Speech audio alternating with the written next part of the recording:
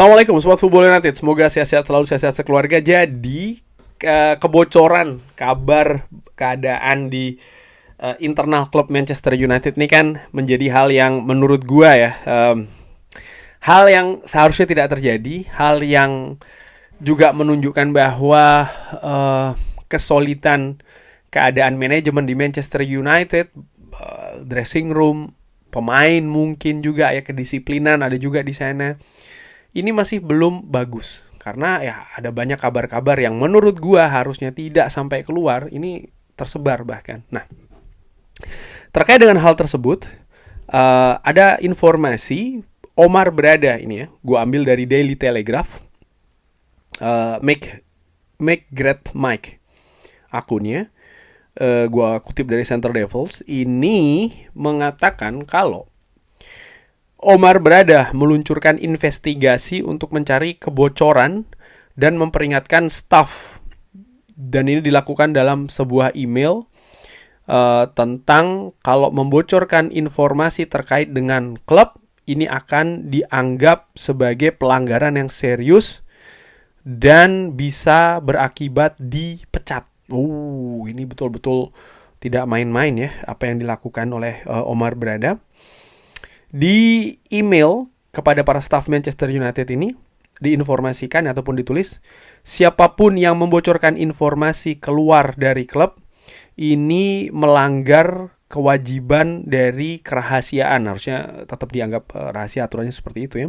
Dan kita sangat jelas, dan ini akan dianggap sebagai pelanggaran berat untuk melindungi klub dan juga kolega-kolega lainnya, dan juga untuk menempatkannya di situasi yang seharusnya dan juga mencegah di kemudian hari atau di masa depan adanya kebocoran dari kerahasiaan klub.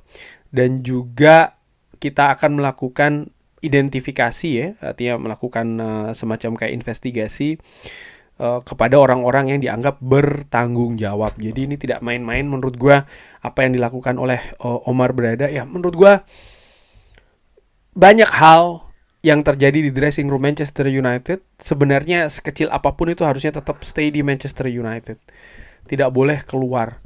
Gua ingat di periode Sir Alex Ferguson, bahkan Sir Alex Ferguson sampai harus mengancam ada 2 pemain ya, tidak disebutkan secara spesifik, yang tinggal di daerah tertentu di mana mereka dicurigai yang membocorkan kepada reporter, karena reporter kebetulan juga setelah melakukan investigasi tinggal di daerah yang area sama dengan 2 pemain tersebut.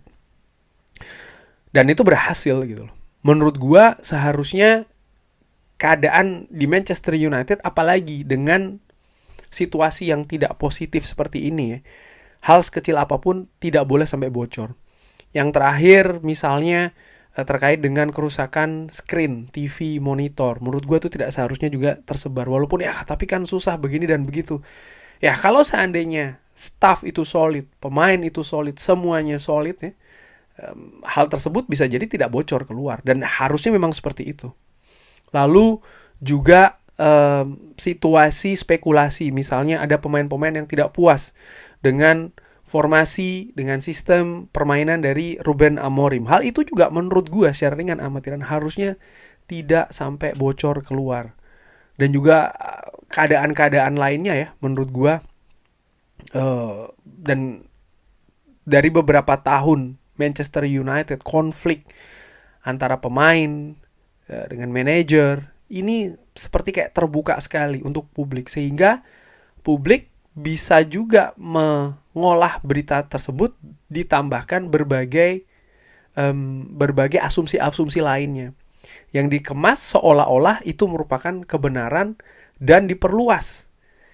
Dan di zaman media digital seperti ini, sosial media dan lain-lain, ini bisa dengan sangat mudah tersebar. Dan pemain, keluarga pemain, mereka semua juga memiliki akses yang sama dalam berita-berita tersebut. Dan kalau itu bisa sampai ke mereka, ini kan bisa mempengaruhi konsentrasi dan lain-lain. Jadi menurut gua dampaknya ini sangat luas dan juga sangat masif. Dan manajemen menurut gua, ya ini memang tugas dari manajemen Manchester United lebih ke sana. Ini bukan tugas dari pemain ataupun pelatih. Ini lebih tugas dari manajemen bagaimana bisa mengatur ya semua komponen di klub, termasuk juga pemain, pelatih, dan staff, supaya solid, supaya menjaga hal yang harusnya mereka jaga.